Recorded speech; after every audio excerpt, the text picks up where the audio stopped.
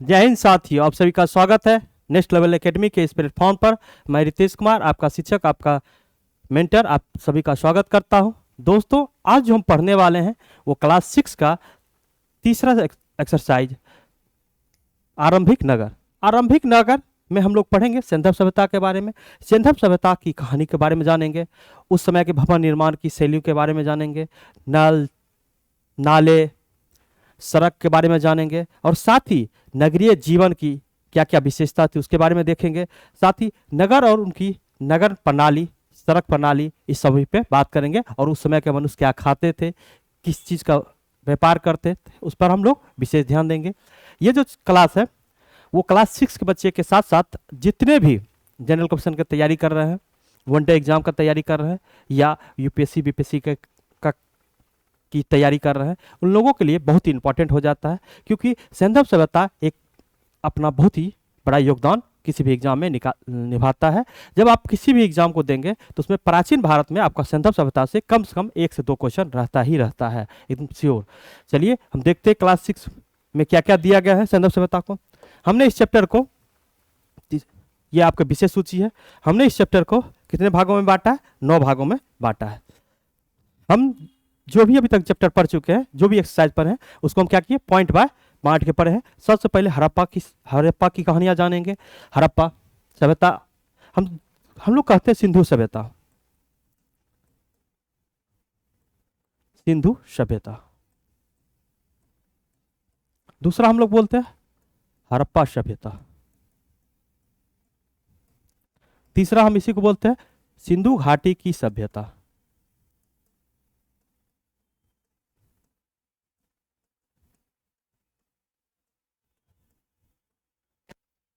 कभी कभी पूछा जाता है कि सिंधु सभ्यता क्यों कहा जाता है, हड़प्पा सभ्यता क्यों कहा जाता है, सिंधु घाटी की सभ्यता क्यों कहा जाता है।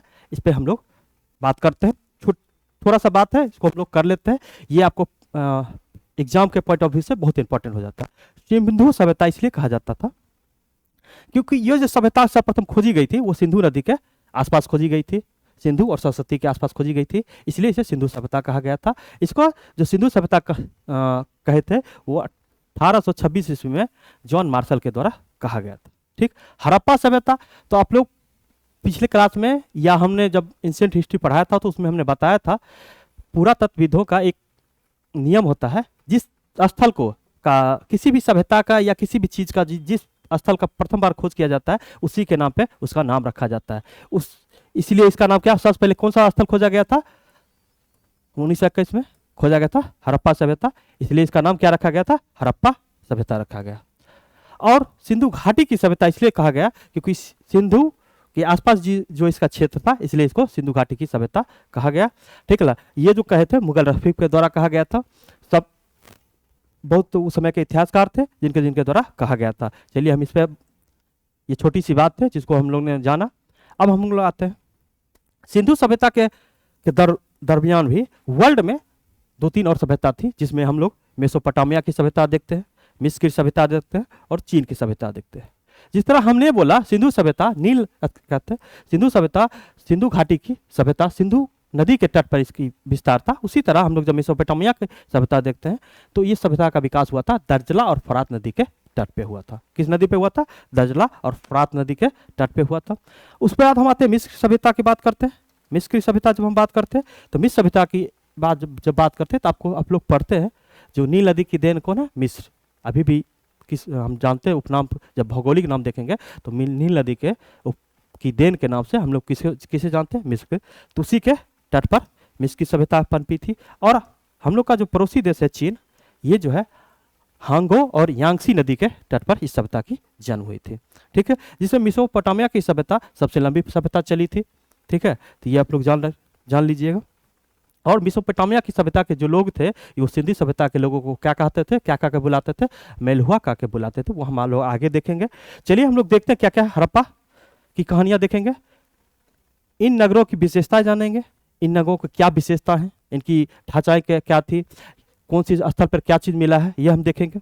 उसके बाद इनके भवन, नालों और सड़कों के बारे में देखेंगे, इनके नगरीय जीवन देखेंगे, इनकी जीवन शैली कैसी थी, ये क्या खाते थे, कैसे रहते थे, उनके बारे में देखेंगे। नगर और नगर शिल्प, इस समय के कलाकृतियों के बारे में देखेंगे, इन लोगों ने क्या बनाया। इनके जब हम जाते गोदीबारा देखते हैं, अनागार देखते हैं, अग्निकुंड अग्नि वेदिका देखते हैं, या जिसको हम लोग कहते हैं हवन कुंड देखते हैं, या पंचतंत्र की कहानियों के बारे में हम लोग देखते हैं, तो इसके बारे में हम लोग देखेंगे। उसके बाद इस समय के जो मनुष्य थे, आप हम लोग क्या पढ़ रहे हैं, प्रथम नगरीय सभ्यता। नगर, जब नगर हो गया तो यहाँ कच्चा माल कहाँ से आता था, किसी भी वस्तु का कच्चा माल कहाँ से आता था। जैसे हम लोग अभी के परिप्रेक्ष्य में लेते हैं, जैसे पटना में किसी चीज़ का फैक्ट्री लगा हुआ है, तो उसका कच्चा माल बिहार के किसी ग्रामीण क्षेत्र से ही उपज के आता होगा, तभी ना। अब तो ऐसा नहीं है, खनिज भी तो किसी पहाड़ी क्षेत्र से ही आएगा, ऐसा नहीं तो पटना में ही उसका उत्पादन होगा, उसको निकाला जाएगा। तो इसलिए कहाँ से इसके कौन सी फसलें आते थे, इन लोगों का जीवन यापन कैसे चलता है, उस पर बात करेंगे। नगरों में रहने वाले के लिए भोजन, हमने बताया ये लोग नगर में रहते थे तो इनको भोजन कैसे इन लोगों का चलता था, उस पर हम लोग बात करेंगे, ठीक है। और गुजरात में हड़प्पाकालीन नगरों की सूक्ष्म निरीक्षण, इसमें हम बात करेंगे। अब होता क्या है, जब हम देखते हैं तो हम लोग देखते हैं 1947, आपने कहाँ देखते हैं 1947 तक भारत सिंधु सभ्यता में 200 साइट खोजे गई थे, ठीक है। लेकिन हुआ क्या, जब 1947 के बाद पाकिस्तान और भारत का बंटवारा हुआ तो 2 साइट, एक रोपर एक रंगपुर, ठीक है, एक रोपर एक रंगपुर के साथ कुछ ही साइट जो थे भारत में थे, जिसमें ये क्या होता स्वतंत्रता के बाद खोजी गई थी प्रथम साइट में, ये सब थे। और लोथर भी आता है। अब हम लोग सिंधु जब गुजरात की बात करते हैं तो वहाँ का क्या कौन कौन सी देखेंगे, धौलावीरा के बारे में देखेंगे, लोथर के बारे में देखेंगे, और सिंधु सभ्यता का अंत का। किसी वैज्ञानिक ने कुछ कहा सिंधु सभ्यता के बारे में, किसी इतिहासकार का कुछ मत था, इसका बाढ़ के कारण, कोई क्या कहते हैं प्राकृतिक आपदा के कारण, तो उन सबका अपना अपना मत था इसके विनाश का, ठीक है। और सिंधु सभ्यता बसाने का भी अपना अपना मत है, ठीक है। तो उसमें हम लोग बात करते हैं और आते हैं, देखते हैं। चलिए आगे देखते हैं। आगे जब हम आते हैं तो देखते हैं हड़प्पा की कहानी, इसकी कहानी के बारे में देखते हैं। अक्सर पुराने इमारतों, जब हम लोग पुराना इमारत देखते हैं तो पुराना इमारत क्या कहता है, अपनी कहानियां कहती है हम लोगों को। सिर्फ हम लोग आम लोग तो नहीं समझ पाते हैं, लेकिन जो पुरातत्वविद हैं वो उसकी कहानियों को, उससे बातें करते हैं, तो वही बात कहती है। अक्सर पुराने इमारतें अपनी कहानियां बताती है, और लगभग 150 साल 1855 से 57 साल पहले जब पंजाब में पहली बार रेलवे लाइन विलियम पैट्रिक द्वारा बिछाया जा रहा था, तब अचानक एक नगर सभ्यता की खोज हुई, जिसे हम लोग क्या कहते हैं, हड़प्पा सभ्यता कहते हैं, जो इस समय आधुनिक पाकिस्तान में है। आधुनिक पाकिस्तान में है तो पूछेगा हड़प्पा सभ्यता किस नदी के किनारे है, रावी नदी के किनारे। किस नदी के किनारे, रावी नदी के किनारे तब खोजा गया, 1921 ईस्वी में खोजा गया था, ये याद रखिएगा, ठीक है।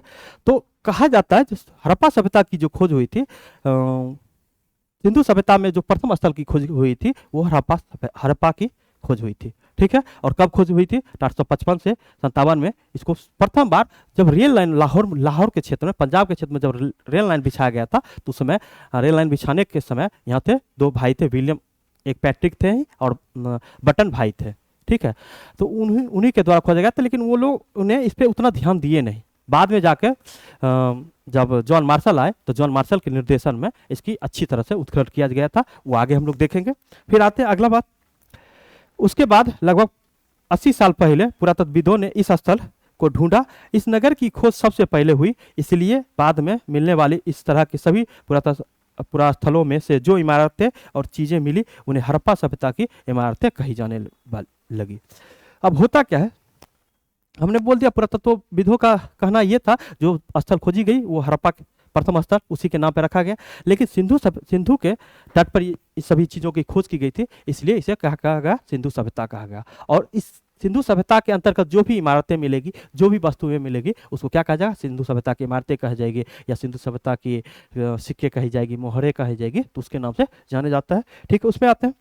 सर्वप्रथम चार्ल्स मेसन ने 1826 ईस्वी में हड़प्पा नगर नामक स्थल पर एक प्राचीन सभ्यता की होने की जानकारी दी। ये VVI हो जाता है, इसको आपको लोग क्या करना है, नोट्स कर लेना है। सर्वप्रथम किसके द्वारा, चार्ल्स मेसन के द्वारा। कब, 1826 ईस्वी में इस सभ्यता की जानकारी दी गई थी। ये आपको एग्जाम के पॉइंट ऑफ व्यू से बहुत ही इंपॉर्टेंट हो जाता है। आपको लोग को क्या करना है, नोट्स कर लेना है। ठीक, आगे हम लोग देखते हैं। जब आगे आते हैं तो सिंधु सभ्यता के समकालीन सभ्यता है, इसमें हम लोग देखते हैं, हमने पीछे आपको बताया इसके समकालीन कौन कौन सी सभ्यता थी। ठीक है, और सिंधु सभ्यता के जो कालखंड है इसके बारे में भी बहुत सारे विद्वानों का अपना अपना अलग अलग मत है। कहा, आप कहिएगा, आप लोग क्वेश्चन कर सकते हैं सर क्यों अलग अलग मत है। तो इसके देखिए, जिससे हम पटना शहर की बात करते हैं, पटना शहर के अगल बगल में जो भी है, बख्तियारपुर है या बगल में बहुत सारे जगह है, मकदमपुर है, ये सब छोटे छोटे यहाँ झोपड़ियाँ हैं। धीरे धीरे धीरे करके पटना शहर में आइएगा तो बड़ा बड़ा बिल्डिंग दिखेगा। या वेस्ट बंगाल ले लीजिए या दिल्ली ले लीजिए, तो दिल्ली का जो पुराना क्षेत्र है, जो प्राचीन क्षेत्र है, वहाँ छोटी छोटी बिल्डिंग है। और अभी जो बन रहा है, जैसे गुड़गांव में बन रहा है, तो गुड़गांव में बहुत बड़ी बड़ी बिल्डिंग बन रही है। तो उससे पता चलता है जो किस तरह से इसका विकास हुआ था। लेकिन सिंधु सभ्यता के जो क्षेत्र थे वहाँ ऐसा कुछ मिलता नहीं। वहाँ एक ही जगह पे आपको बहुत ही बड़े बड़े बिल्डिंगें, बहुत ही अच्छी तरह से सुसज्जित ढंग से बनी हुई इमारतें मिली हैं। और एकाएक उसकी उत्पत्ति का साक्ष्य मिला है और एकाएक उसका विनाश का साक्ष्य मिला है। इसलिए इसलिए सभी जो इतिहासकार थे उनका अपना अपना मत में क्या हुआ, एक तरह से विरोधाभास दिखता है। ठीक है, इस पर हम लोग बात करते हैं, आगे आते हैं। हम लोग मिस्र देखते हैं। मिस्र नील नदी में इस सभ्यता में पिरामिड के निर्माण किया गया था। ठीक है, मिस्र में जो पिरामिड है उसको बार बार हम देखते हैं। ठीक है, उसके बाद मेसोपोटामिया हमने क्या बोला था, दर्जला और फरात उसी का इंग्लिश नाम है। ठीक है, और चीन में हांगो यांगसी नदी के तट पर है। ठीक है, सुमारिया सभ्यता भी इसे कहा जाता है। ठीक है, किसको, मेसोपोटामिया सभ्यता को सुमारियन सभ्यता भी कहा जाता है, जिसका हड़प्पा के साथ व्यापारिक संपर्क का साक्ष्य मिला है। हड़प्पा के साथ व्यापारिक संपर्क का साक्ष्य मिला, इसलिए हम लोग क्या बोला था, हड़प्पा सभ्यता को ये लोग क्या बोलते थे, मेलुहा, वहाँ के निवासियों को मेलुहा कहते थे। ये याद रखिएगा, बहुत ही इंपॉर्टेंट हो जाता है। अब हम लोग आते हैं इनके जो काल निर्धारण हुआ था। ठीक, मार्टिन व्हीलर के द्वारा कहा गया था 2500 से 1500 ईस्वी पूर्व कहा गया है। ठीक है, तो ये भी मान है, लेकिन सबसे मान हम लोग क्या देखते हैं, कार्बन डेटिंग के द्वारा C14 विधि द्वारा कब से कब तक कहा गया है, 2350 ईस्वी से 1750 ईस्वी में। इसका जो सपोर्ट किए थे उर्मिला थापर, आप देखते हुइएगा, अभी इतिहास के बहुत ही बड़े जानकार हैं, उनके द्वारा भी इसका क्या किया गया था, सपोर्ट किया गया है। बाकी आप लोग ये सब देख सकते हैं, MS वक्त के द्वारा 2500 2500, सर जॉन मार्शल के द्वारा 3250 से 1750 ईस्वी पूर्व। उसके बाद हाँ, ये भी DP अग्रवाल और रोमिला थापर के द्वारा इसका सपोर्ट किया गया था। डेल्स के द्वारा 2900 से 1900 के, मैके के द्वारा 2800 से 2500 ईस्वी का कहा गया, और फेयर सर्विस के द्वारा 2000 से 1500 ईस्वी पूर्व इसकी कही गई।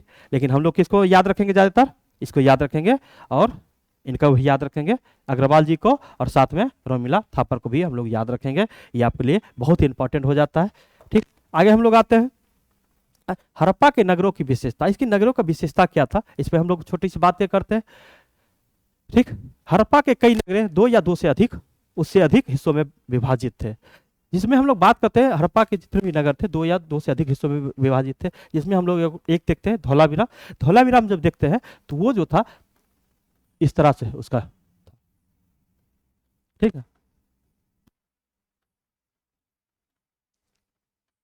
मतलब जो नगरें थे 3 तरह से प्राचीर से घिरे हुए थे, लेकिन बाकी जितने भी हम देखते हैं सिंधु सभ्यता का, तो उस तरह से घिरी रहती है नगर। ठीक है, ये हम लोग देखते हैं हड़प्पा के कई नगरों 2 या उससे अधिक हिस्सों में विभाजित किए गए थे। इनमें से समानता पश्चिमी भाग, पश्चिम का भाग हम लोग देखते हैं, ये पश्चिम हो गया, पश्चिम का भाग छोटे लेकिन ऊंचाई पर स्थित रहते थे। इसके बारे में कहा जाता था ये छोटे रहते थे लेकिन ऊंचाई पर स्थित रहते थे। कहा जाता था जो इस सभ्यता के जितने भी कुलीन लोग थे, वरिष्ठ लोग थे या मंत्री लोग थे, वो यहाँ निवास करते थे। और पूर्वी भाग बड़े लेकिन निचली हिस्सों में होते थे। और पुरातत्वविदों ने इन्हें नगर दुर्ग और निचले हिस्से को निचले नगर के नाम से जानते थे। ऊपरी को नगर दुर्ग और निचले को निचले नगर के नाम से जानते थे। दोनों हिस्सों को 4 दीवारियों के पक्की ईंटों से बनाई जाती थी। तो पूछेगा सिंधु सभ्यता में किस तरह की ईंटों का प्रयोग किया जाता था, तो पक्की ईंटों का प्रयोग किया जाता था। और प्राचीर से ये लोग ये सब जो जितने भी शहर थे घिरे हुए थे। ठीक है, कुछ नगरों के नगर दुर्ग में कुछ खास इमारतें बनाई गई थी। मिसाल के तौर पर मोहनजोदड़ो, हम लोग आते मोहनजोदड़ो में एक खास तालाब का निर्माण बनाया गया था, जिसके बारे में पुरातत्वविद कहते थे, हम लोग भी अभी भी कहीं किसी गांव में जाते हैं तो कहीं कहीं ऐसा एक जगह बनाया जाता है जो किसी भी अनुष्ठान में या किसी पर्व त्यौहार में वहाँ सभी लोग आके बैठते हैं। तो इस तरह से वहाँ जो तालाब बनाया गया था, तालाब बहुत बड़ा बनाया गया है और वहाँ आके क्या करते थे, सभी स्नान करते थे किसी अनुष्ठान के समय में, जिसके बारे में यहाँ दिया गया है, जिसको हम लोग क्या कहते हैं, महान स्नानागार के नाम से जानते हैं। पूछा जाता है जो किस स्थल पर स्नानागार की जानकारी मिली है, तो मोहनजोदड़ो में मिली है।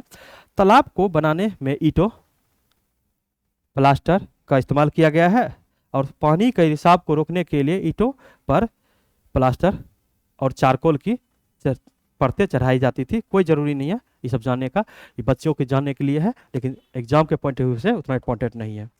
ठीक है, हम लोग आते हैं सरोवर में दो तरफ से उतरने के लिए। हाँ, क्यों तालाब ये बनाई गई थी, जैसे ये तालाब है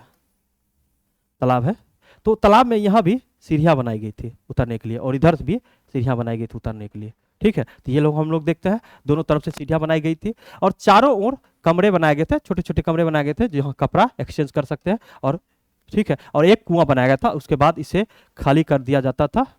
हाँ, पानी के लिए कुएं बनाई गई थी और यहाँ विशिष्ट नागरिकों के लिए विशेष अवसरों पर स्नान करने की सुविधाएं होती थी। यह हमने पहले ही देख लिया था। चलिए आगे आते हैं। अब हम लोग आते हैं, ये जो होगा सुल्तानगंज जो, ये जो है पश्चिमी स्थल है, सिंधु सभ्यता की पश्चिमी स्थल ये है। ठीक है, और उसके बाद आते हैं महाराष्ट्र में। जब आइएगा तो महाराष्ट्र में यहाँ दायमाबाद है जो प्रवरा नदी के तट पर है, प्रवरा नदी के तट पर है दायमाबाद। ये आपका हो गया दक्षिणी। और ऊपर आते हैं तो यहाँ मांडा होता है, चिनाब नदी के तट पर यहाँ मांडा, जो हम लोग क्या है, सिंधु सभ्यता का उत्तरी स्थल है। इसके बारे में हम लोग देखेंगे, लेकिन अभी जो है ये मोहनजोदड़ो हो गया, आप लोग देख रहे हैं, चंद्रहुदुरु देख रहे हैं, धौलावीरा देख रहे हैं, तुतकोड्डा देख रहे हैं, लोथर देख रहे हैं। ये सब जो कहाँ का है, ये गुजरात का स्थल है। ठीक है, उसके बाद कालीबंगा, राखी गढ़ी, हड़प्पा। ठीक, ये सब हम देखते हैं, ये मैप के आधार से आप लोग को दिखाया गया है, तो ये लोग देख लीजिए। ठीक, आगे हम लोग आते हैं, आगे बात करते हैं।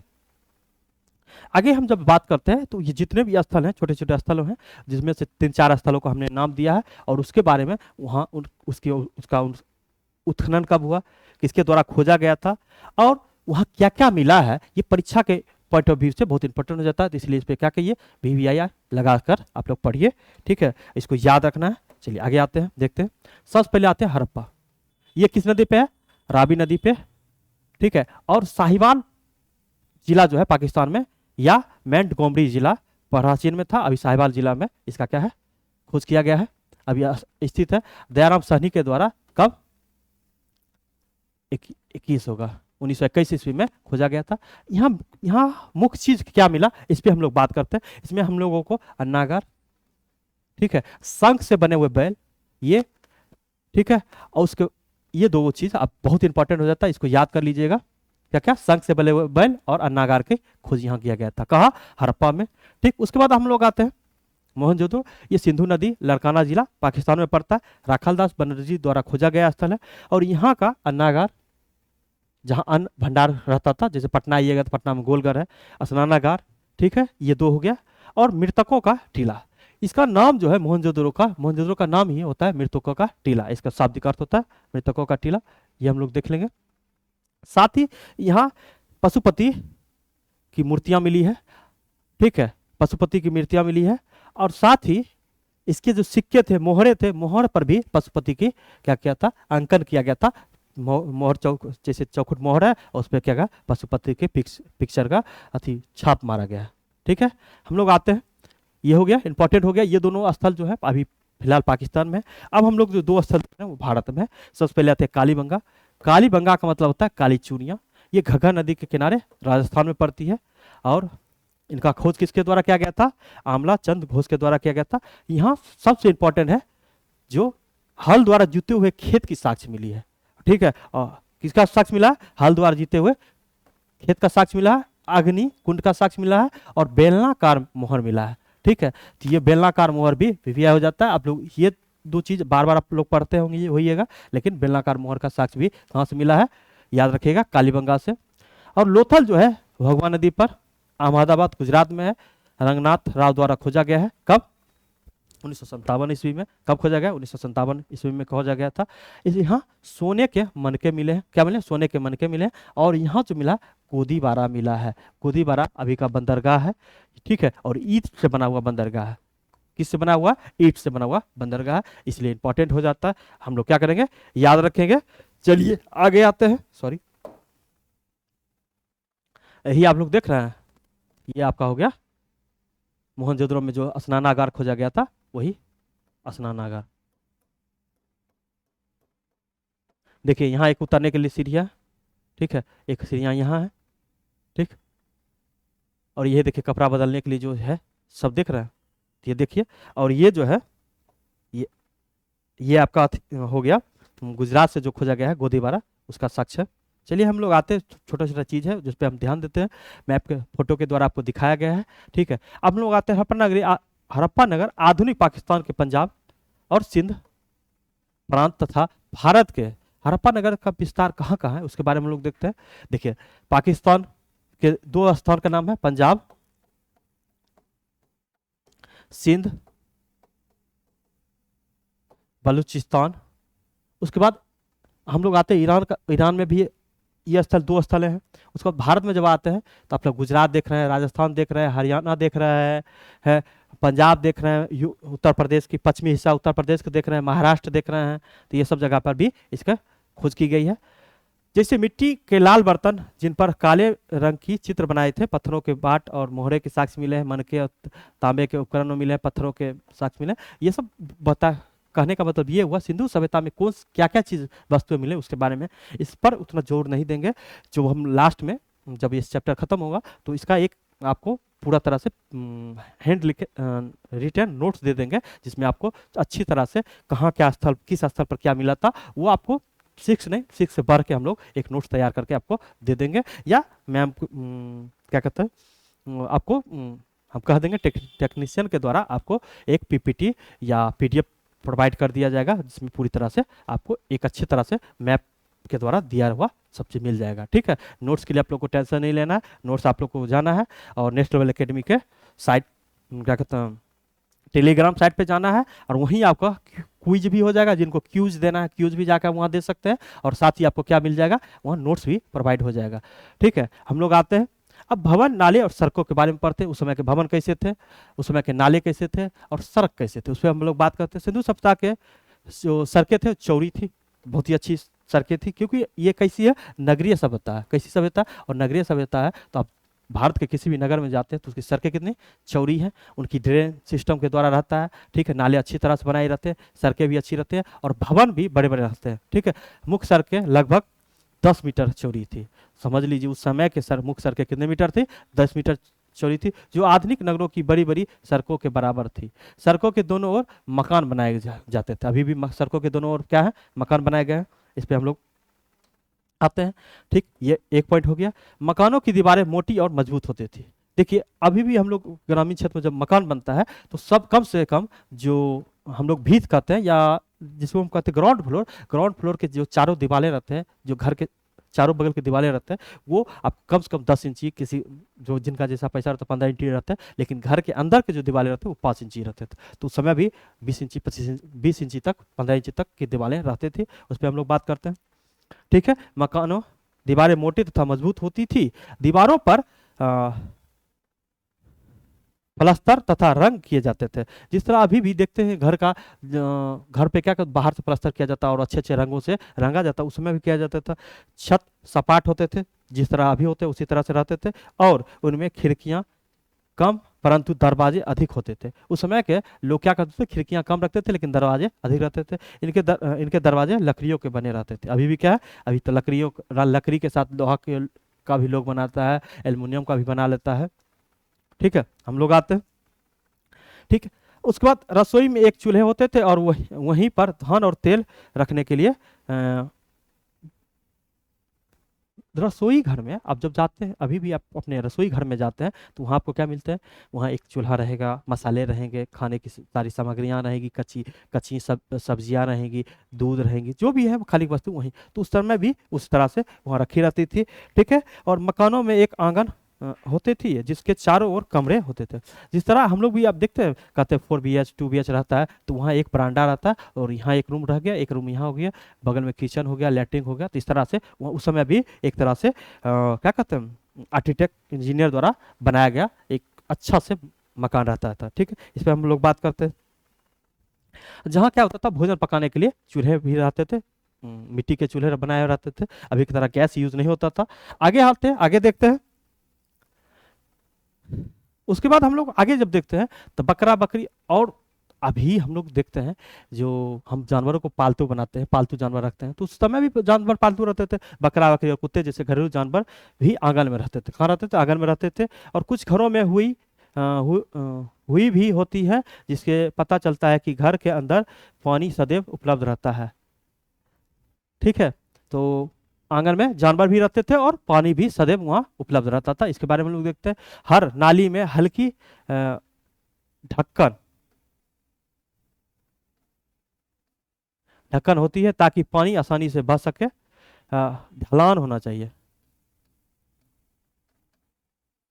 ढलान होती थी ताकि पानी आसानी से, जैसे अभी भी हम लोग को बनाते हैं तो हम लोग क्या करते हैं, गेज के द्वारा देख लेते हैं तो किस तरह से, मतलब उत्तर साइड से दक्षिण साइड पानी किस तरह से छोटे नाले से बड़े नाले की ओर जाए, तो उस तरह से उस समय भी बनाई जाती थी।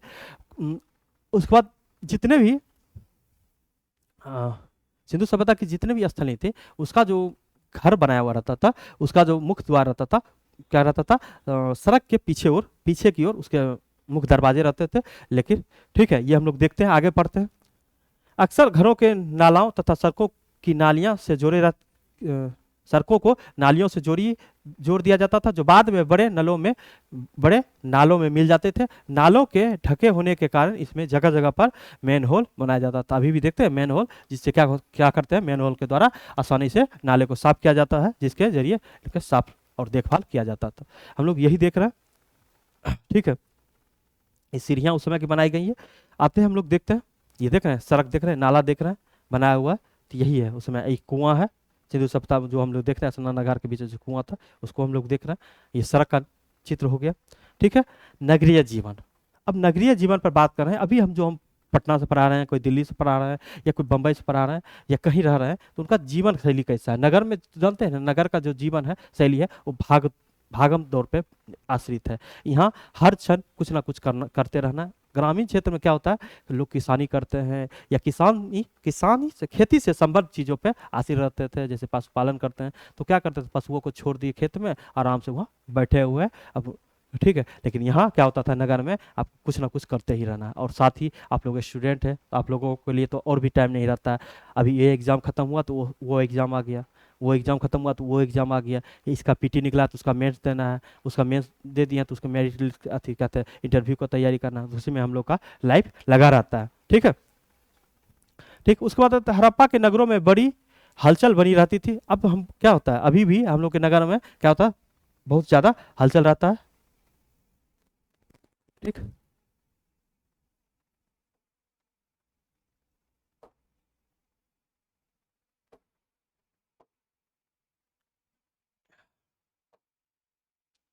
ठीक।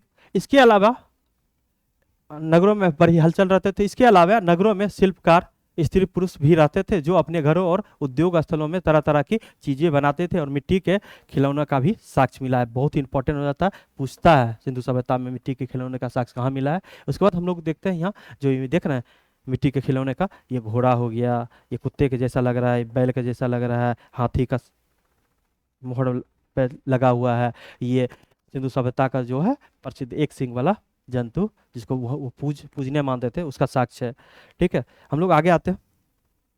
अब लोगों को देखते हैं नगरों और नगर शिल्प, उनकी नगरियाँ कैसी थी और नगर शिल्प कैसी थी। वे उस समय के जितने भी सभ्यताओं के लोग थे, वो किस तरह के वस्तु पहनते थे, किस तरह के वस्त्र पहनते थे, किस तरह से आभूषण पहनते थे, उस पर हम लोग बात करते थे। पुरातत्वविदों को अनेक चीजें हड़प्पा स्थलों से प्राप्त हुई, जिनमें से अधिकतर पत्थरों से बने शंख, कांसे, तांबे, सोने और चांदी से बने हुए वस्तुएं मिले हैं। बहुत ही इंपॉर्टेंट हो जाता है, इन सभी वस्तु चीज़ों से बने रहते हैं, इन सब से भी धातुओं से या पत्थरों से बने वस्तु मिलते थे। जिसे धातुओं से बनाई गई है, सोना और चांदी से गहने और बर्तने,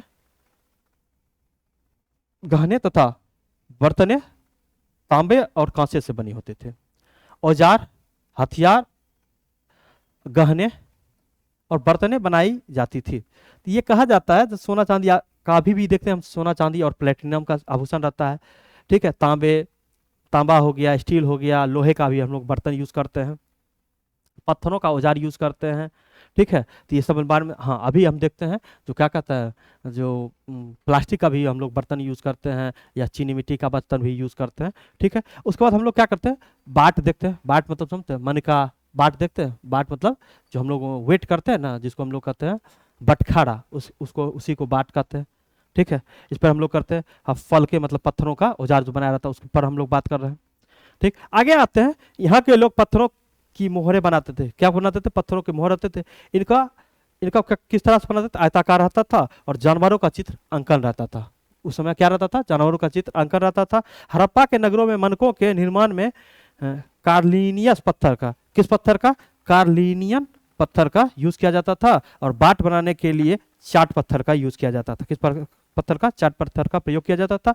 इन्हें शायद बहुमूल्य पत्थर तथा धातुओं को तौलने के लिए बनाया गया था। मोहनजोदड़ो से एक महत्वपूर्ण व्यक्ति की पत्थरों से बनी मूर्ति मिली है, जिसमें कढ़ाई कर वस्त्र पहनाई गई है। तो देखिए, हम पिछले क्लास में भी आपको बोले हैं, अभी के जो बच्चे हैं या अभी को जो भी चित्रकारी देखते हैं, जैसे सरदार वल्लभ भाई का चित्र देखते हैं, ये मान लीजिए 2000-3000 साल बाद अगर मूर्तियां मिली, तो वो लोग क्या मतलब देखिए इतना समय का विकास था, जो देखिए इस तरह से वस्त्र पहना हुआ है, इस तरह से चश्मा है, या कोई किसी भी चीज का मूर्ति हम देखते हैं, तो वो उस समय का जो ऐसा नॉर्मली वस्त्र रहता नहीं है, पत्थर पे नक्काशी करके बनाया रहता है।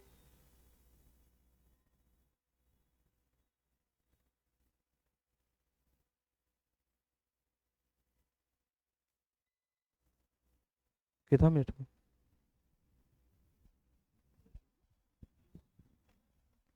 तो जय हिंद साथियों, आप सभी का स्वागत है नेक्स्ट लेवल एकेडमी के इस प्लेटफॉर्म पर। मैं आपका शिक्षक, आपका दोस्त, आपका मेंटर रितेश कुमार रहिए, जिससे आपको